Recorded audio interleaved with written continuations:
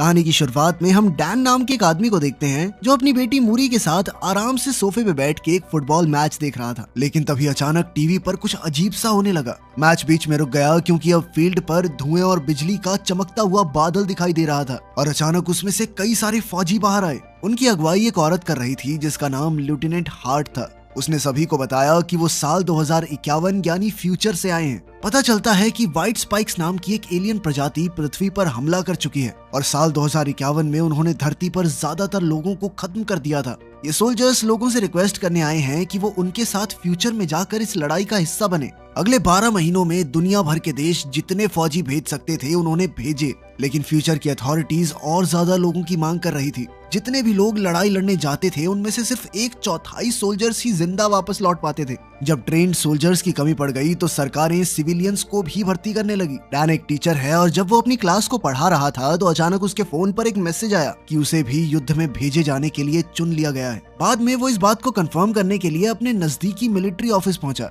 Dan को बताया गया कि वैसे भी उसकी 7 साल में मौत होने वाली है, इसलिए वो युद्ध में भेजने के लिए फिट है। ये सुनकर डैन हैरान रह गया और बहुत सारे अजीबोगरीब सवाल करने लगा, मगर ऑफिसर्स ने उसके किसी भी सवाल का सीधा जवाब नहीं दिया। उन्होंने उसकी बात ना सुनते हुए उसके हाथ में एक डिवाइस लगा दिया जो उसे ट्रैक करेगा और फ्यूचर में वो इसी की मदद से उससे बात कर सकेंगे। इसे तब तक नहीं निकाला जा सकता जब तक वो 2051 से वापस नहीं आ जाता। उस शाम डैन ने अपनी पत्नी एमी से मिलकर उसे सब कुछ बताया, जो परेशान होकर कहने लगी कि उन्हें गवर्नमेंट से दूर भाग जाना चाहिए। पर डैन ने बताया कि उसके हाथ में ऑलरेडी ट्रैकर लगा दिया गया है। अब चाहे वो जहां मर्जी भाग जाएं, अथॉरिटीज उन्हें कहीं भी ढूंढ लेंगी। वो समय में आगे पीछे जा सकते हैं डार्लिंग, हमें तो ढूंढ ही लेंगे। जब कोई और रास्ता नहीं बचा तो एमी ने सुझाव दिया कि डैन को अपने पिता जेम्स से बात करनी चाहिए। हो सकता है वो इस ट्रैकर को निकाल पाए। वो आदमी एक जबरदस्त इंजीनियर है और सरकार पर बिल्कुल भरोसा नहीं करता, इसलिए पुलिस को खबर तो पक्का नहीं करेगा। पता चलता है कि डैन के पिता वियतनाम युद्ध से लौटने के बाद अपने परिवार को छोड़कर चले गए थे क्योंकि लड़ाई में अपने कई करीब साथियों को खोकर वो अंदर से टूट चुके थे।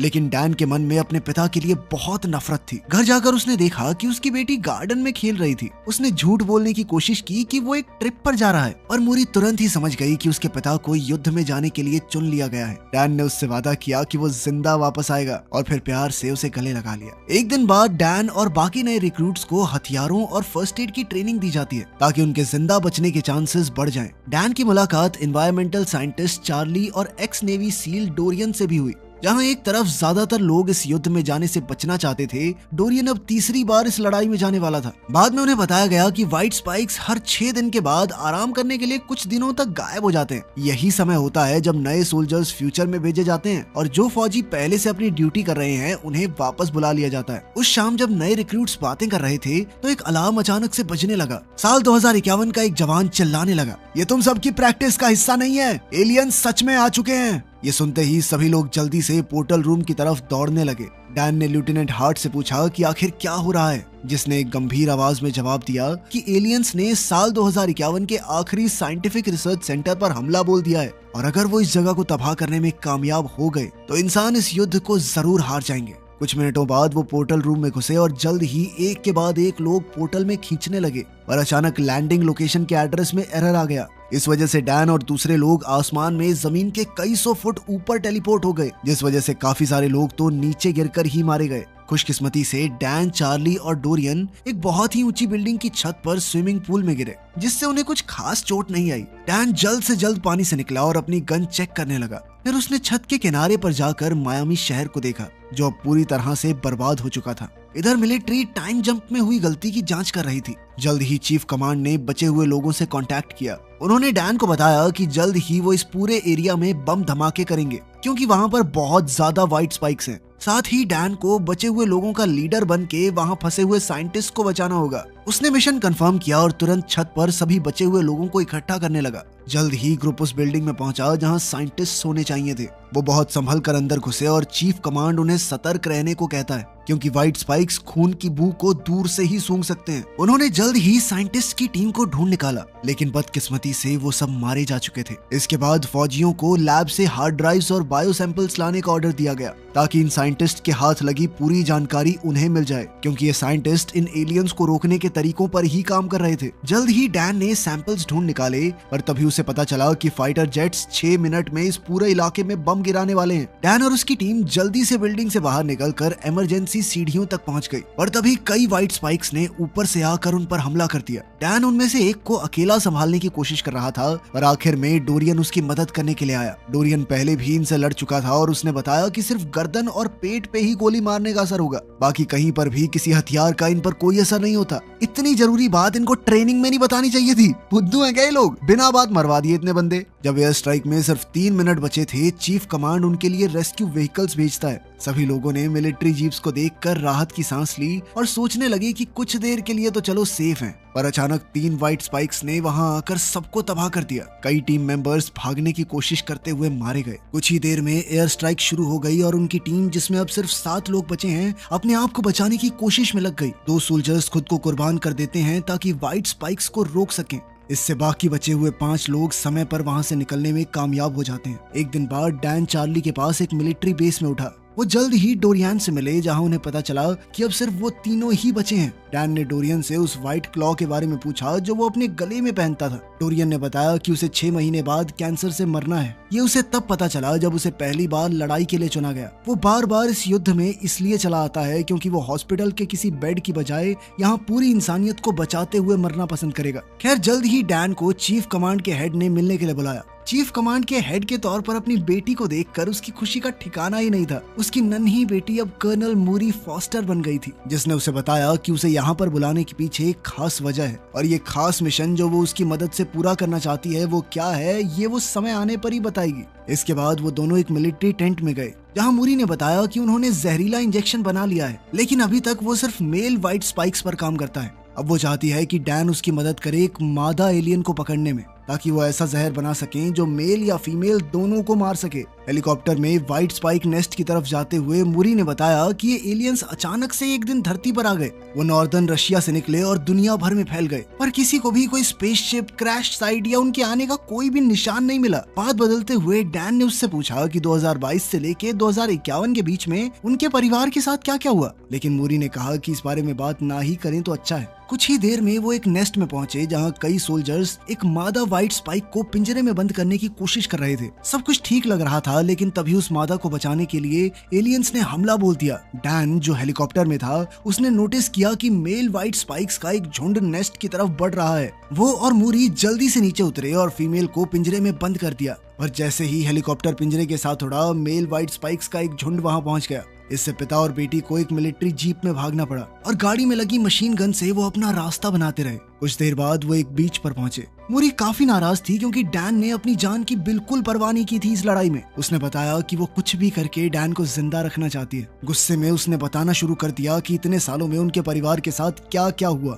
जिसके बाद उसने डैन को बताया कि असल में युद्ध से लौटने के बाद वो जिंदगी से काफी उदास हो गया था। वो अपनी पत्नी एमी से तलाक लेकर अकेला रहने लग गया और फिर कुछ समय बाद मूरी के 16वें बर्थडे पर उसे एक कॉल आया, जिसने उसकी जिंदगी पूरी तरह से बदल कर रख दी। असल में डैन एक एक्सीडेंट का शिकार हो गया था, जिसमें उसकी मौत हो गई थी। ये बात सुनकर डैन को बहुत तगड़ा झटका लगा। उसे विश्वास नहीं हो रहा था कि वो बिल्कुल अपने बाप की तरह निकला। आखिर में उसने भी तो अपने परिवार को छोड़ ही दिया। इसके बाद वो दोनों वापस मिलिट्री बेस पहुंचे, जहां मूरी तुरंत ही इन एलियंस को मारने की दवा बनाने में लग गई। इसके लिए उसे हजारों कॉम्बिनेशन टेस्ट करने थे ताकि फीमेल को मारने वाला टॉक्सिन तैयार किया जा सके, और मूरी किसी भी हाल में इसे जल्द से जल्द करना चाहती थी, क्योंकि डैन के वापस जाने में अब सिर्फ 21 घंटे बचे थे। अगली सुबह डैन ने मूरी से पूछा कि अगर वो जहर बनाने में कामयाब हो भी गए तो भी इतने सारे एलियंस को कैसे मारा जाएगा। इस पर मूरी ने कहा कि डैन को अपने समय में वापस जाकर इन टॉक्सिन्स को बहुत ज्यादा मात्रा में बनाना होगा, ताकि वो लोग युद्ध होने से पहले ही खत्म कर सकें। अभी उन दोनों की बातें चल ही रही थी कि तभी कंप्यूटर ने 100% बॉन्ड का सिग्नल दिया,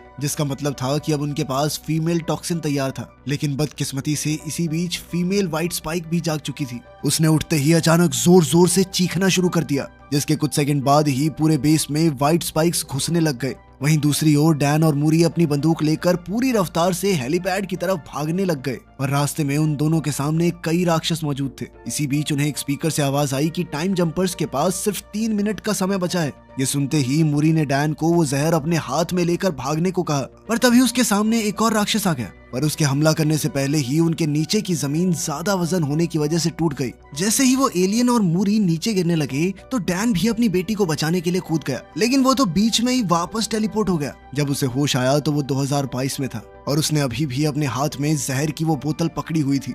उसने लेफ्टिनेंट हार्ट को समझाया कि उन्हें जल्द से जल्द इस जहर को ज्यादा से ज्यादा बनाकर फ्यूचर में पहुंचाना होगा, जिस पर लेफ्टिनेंट ने उसे बताया कि टाइम पोर्टल दूसरी तरफ से पूरी तरह तबाह हो चुका है और अब कोई भी फ्यूचर में ट्रैवल नहीं कर सकता। ये बात सुनकर डैन चुपचाप निराशा के साथ अपने घर लौट गया। घर पहुंचते ही उसने सबसे पहले अपनी बेटी को गले लगाया और फिर उसी रात उसने एमी को भविष्य में हुई मूरी के साथ अपनी बातचीत के बारे में बताया। साथ ही उसने ये भी बताया कि किसी को नहीं पता कि आखिर व्हाइट स्पाइक्स कहां से आए, क्योंकि वो अचानक 2048 में बस प्रकट हो गए थे। जिस पर एमी का कहना था कि शायद वो क्रीचर्स सालों पहले स्पेस से आए होंगे। और उसकी ये बात सुनकर डैन के दिमाग में एक आइडिया आया, जिसके बाद वो एक बार में डोरेन से मिला, जहां भविष्य के बारे में बात करते हुए उन दोनों ने तय किया कि वो इस युद्ध को होने से पहले ही रोक देंगे। वो दोनों डोरेन के पास मौजूद व्हाइट स्पाइक का क्लॉ लेकर चार्ली के पास पहुंचे। असल में चार्ली इन्वायरमेंटल साइंस का एक्सपर्ट था और उसने क्लॉ को एनालाइज करके बताया कि उसके ऊपर चाइना का वोल्केनिक ऐश लगा हुआ था। और उसकी इस बात ने उन दोनों को ही हैरान कर दिया, क्योंकि व्हाइट स्पाइक्स पहली बार नॉर्दर्न रशिया में देखे गए थे, जो कि चाइना से ठीक ठाक दूर था। ये सब सुनकर डैन को अपनी क्लास के लड़के मार्टिन की याद आई, जो ज्वालामुखियों में बहुत ज्यादा ही इंटरेस्ट रखता था। खैर, मार्टिन ने उन्हें बताया कि 1000 साल पहले एक बहुत बड़ा ज्वालामुखी फटा था और ये घटना इतनी बड़ी थी कि इसके अवशेष नॉर्दर्न रशिया के ग्लेशियर्स में भी मिल सकते हैं। उसकी ये बात सुनकर वो लोग समझ गए कि व्हाइट स्पाइक्स जरूर हजारों साल पहले आए थे और रशिया की ठंडी बर्फ की चादर के नीचे वो सो रहे हैं। थोड़ा दिमाग लगाने पर वो समझ गए कि ग्लोबल वार्मिंग की वजह से वो बर्फ साल 2048 तक पिघल जाएगी। और ये इत्तेफाक तो नहीं हो सकता कि उसी साल व्हाइट स्पाइक्स ने अपना पहला हमला किया था। ये जानकारी हाथ लगते ही उन्होंने यूएस की सरकार से इस मिशन के लिए फंडिंग मांगी, लेकिन सरकार ने इसके लिए साफ मना कर दिया, क्योंकि यूएस और रशिया के रिश्ते तो वैसे ठीक नहीं थे। उनके देश में प्लेन लेके घुसोगे तो और खराब हो सकते हैं ना वो। कोई दूसरा रास्ता न मिलने पर डैन अपने पिता जेम्स के पास पहुंचा, जिनके पास अनरजिस्टर्ड एयरप्लेन्स मौजूद थे। जेम्स इस मिशन के लिए तुरंत ही तैयार हो गया। एन मौके पर लेफ्टिनेंट हार्ट भी वहां पहुंच गई और उसके हाथ में थे ताजे बने जहरीले इंजेक्शंस, जिनकी मदद से वो इन एलियंस को जड़ से मिटा सकते हैं। कई घंटों की उड़ान के बाद आखिरकार वो लोग एक ऐसी जगह पर पहुंचे जहां पर सभी इलेक्ट्रॉनिक डिवाइसेस ने काम करना बंद कर दिया। इसके बाद उन्होंने कई विस्फोटकों का इस्तेमाल करके जमीन में छेद किया। वो बड़ी ही सावधानी से उस छेद में घुसे जहां उन्हें एक जमा हुआ एलियन स्पेसक्राफ्ट मिला, जिसके बाद वो बर्फ को काटते हुए स्पेसशिप के अंदर घुस गए। उधर चार्ली और जेम्स बाहर ही रुके थे, ताकि अगर कोई भागने की कोशिश करे तो वो उसे रोक सके। थोड़ी देर छानबीन करने के बाद वो कॉकपिट में पहुंच ही गए, जिसे देखते ही वो समझ गए कि ये उड़न तश्तरी यहाँ क्रैश हुई थी। उन्होंने हिसाब लगाया कि एलियंस का इरादा पृथ्वी पर आने का नहीं था। खैर, इसके बाद वो एक और कमरे में पहुंचे, जहाँ असल व्हाइट स्पाइक्स बायोपॉड्स में बंद थे। ये देखकर वो सब समझ गए थे कि व्हाइट स्पाइक्स को किसी इंटेलिजेंट एलियन रेस ने बायो इंजीनियर किया है, यानी कि अपनी मर्जी से बनाया है। जैसे हम कुत्तों के जीन्स से छेड़छाड़ करके नई तरह का कुत्ता नहीं बना देते, लगभग वैसे ही। शायद वो इनका इस्तेमाल दूसरे ग्रहों पर कब्जा करने के लिए करते होंगे। इसके बाद उन्होंने जल्दी से पॉड्स में वो जहरीला इंजेक्शन लगाना शुरू कर दिया, जिसके इंजेक्ट होते ही व्हाइट स्पाइक्स दर्द से तड़प रहे थे। इसका सीधा मतलब ये था कि उनका जहर पूरी तरह असरदार है, लेकिन उनकी चीखों की वजह से कुछ दूसरे एलियन पहले ही जाग गए, जिन्हें अभी इंजेक्ट नहीं किया गया था। उन सब ने पॉड्स तोड़कर टीम पर हमला कर दिया। डैन और उसके साथियों ने तुरंत ही एलियंस को मारना शुरू कर दिया, पर फिर भी उनमें से कुछ भागने में कामयाब हो गए थे। और अब इस मौके पर डोरियन का कहना था कि उनके पास पूरी स्पेसशिप उड़ा देने के सिवा कोई चारा नहीं बचा था। ये अच्छे आइडिया इनको पहले क्यों नहीं आते? पहले उड़ा देते पूरी स्पेसशिप, बात ही खत्म थी। लेकिन बदकिस्मती से जहाज से बाहर निकलने से पहले ही उनके ऊपर हमला हो गया और सिर्फ डैन, चार्ली और जेम्स ही बॉम्ब एक्टिवेट होने से पहले बचकर निकल पाए। उधर जहाज के ऊपर मौजूद सारे एलियंस तो मर चुके थे, लेकिन एक लाल पेट वाली फीमेल अभी तक जिंदा थी। इस फीमेल को खत्म करना बहुत जरूरी था, क्योंकि वो और बच्चों को जन्म दे सकती थी। उसे पकड़ने के लिए डैन ने एक स्नोमैन बनाकर उसे जैकेट पहना दी, ताकि वो इंसान जैसा लगे। और ठीक उसके प्लान के मुताबिक वो क्वीन व्हाइट स्पाइक इस जाल में फंस गई। जैसे ही वो स्नोमैन के करीब आई तो डैन और जेम्स उस पर गोलियां चलाते हुए उसे पहाड़ के एक छोर पर ले आए। वो उसे खाई में धकेलना चाहते थे, लेकिन वो इतनी कमजोर नहीं थी। उसने उन पर तुरंत पलटवार शुरू कर दिया, जिससे वो दोनों अलग अलग हो गए। इसके बाद उस एलियन ने डैन के ऊपर एक स्पाइक फेंक कर हमला किया, लेकिन डैन ने उसी स्पाइक का इस्तेमाल करते हुए उस एलियन पर हमला बोल दिया।